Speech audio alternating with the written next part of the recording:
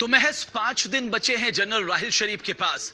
बताया जा रहा है कि अपने मंसूबों को अंजाम देने के लिए राहिल शरीफ ने एक खुफिया प्लान बनाया है और इसी प्लान में पाकिस्तानी आर्मी चीफ ने आईएसआई को भी मदद ली है। चलिए आपको दिखाते हैं कि भारत के खिलाफ राहिल शरीफ के 5 खौफनाक प्लान। हिंदुस्तान से सर्जिकल स्ट्राइक की चोट खाए बैठे राहिल शरीफ ने भारत के खिलाफ कई प्लान तैयार किए हैं। इस प्लान को मुकाम तक पहुंचाने के लिए पाकिस्तान जनरल ने लश्कर, जैश, आईएसआई और पाकिस्तानी आर्मी का एक गठजोड़ तैयार किया है। सूत्रों के मुताबिक इस प्लान के तहत भारत के खिलाफ चौतरफा मोर्चा खोला जा रहा है। राहिल शरीफ का पहला प्लान, बॉर्डर पर फायरिंग तेज की जाए। अब पाकिस्तान के जो सेनाध्यक्ष हैं उनको जाने में कुछ ही दिन बाकी रह गए हैं, इसलिए लगातार एलओसी और आसपास के इलाकों में पाकिस्तान की तरफ से कार्रवाई देखी जा रही है। अगर पाकिस्तान की बात करें तो जिस तरीके से भारत ने सर्जिकल स्ट्राइक की थी तब से ही राहिल शरीफ की इमेज काफी खराब हो गई थी। इसी के चलते अब राहिल शरीफ लोगों में अपनी अच्छी इमेज बनाने के लिए इस तरह के हमले करवा रहे हैं। अब तक पाकिस्तान पुंछ, राजौरी और कश्मीर के अलग अलग हिस्सों में लगातार फायरिंग कर रहा है और इस फायरिंग में कई भारतीय जवान भी मारे गए हैं, लेकिन पाकिस्तान को भी इस फायरिंग का भारी खामियाजा उठाना पड़ा है और पाकिस्तान के कई सैनिकों को भारतीय सेना ने मार गिराया है। राहिल शरीफ का दूसरा प्लान, स्पेशल फोर्स बैट को बढ़ाया जाए। पाकिस्तान की स्पेशल फोर्स बैट की तादाद को बढ़ा दिया गया है। पाकिस्तान की ये वो फोर्स है जो बेहद खूंखार और निर्मम मानी जाती है। राहिल शरीफ का तीसरा प्लान, आतंकी घुसपैठ की कोशिश। पाकिस्तानी आर्मी और आईएसआई ने भारत में घुसपैठ के लिए आतंकी संगठनों से खुले तौर पर हाथ मिला लिया है। जम्मू कश्मीर के रास्ते भारत में घुसपैठ करने के लिए आतंकी संगठनों के साथ मिलकर एक बड़ा प्लान तैयार किया गया है, जिसके मुताबिक इस बार सर्दियों में बड़ी संख्या में घुसपैठ की कोशिश की जाएगी।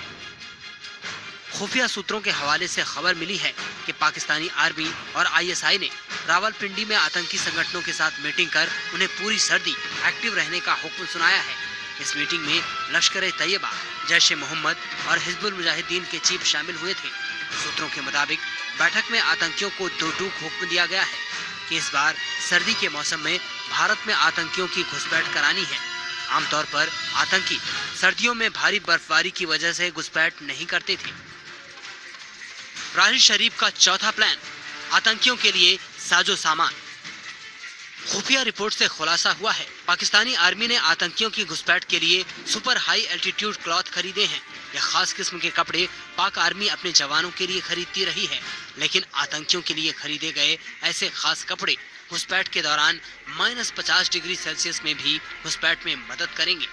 पाक आर्मी और आईएसआई ने बर्फीले इलाके में आतंकियों की घुसपैठ कराने के लिए स्पेशल जैकेट, ट्राउजर, बूट्स और स्लीपिंग बैग्स खरीदे हैं। सूत्रों के मुताबिक पाक आर्मी ने ये स्पेशल क्लॉथ विदेशी कंपनियों से इंपोर्ट किए हैं। राहिल शरीफ का पांचवा प्लान, सेना में अपनी पसंद का उत्तराधिकारी। बताया जा रहा है कि पाकिस्तान में राहिल शरीफ के उत्तराधिकारी के तौर पर 4 लोगों के नाम पर विचार किया जा रहा है। इनमें सबसे वरिष्ठ chief of general staff lieutenant general Zubair Hayat के अलावा बहावलपुर कोर के commander lieutenant general Javed Iqbal Ramday और प्रशिक्षण और आकलन के महानिरीक्षक लेफ्टिनेंट जनरल कमर जावेद बाजवा के नाम। हो सकता है कि 7-8 दिनों में राहिल शरीफ कुछ और दबाव बढ़ाने की कोशिश करें, बॉर्डर पे और समस्या कुछ इकट्ठा करने की कोशिश करें ताकि नवाज शरीफ पे और दबाव आए।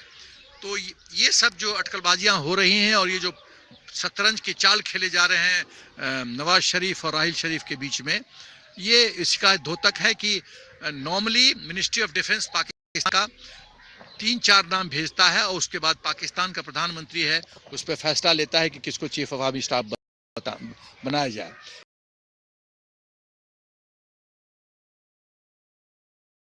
Army chief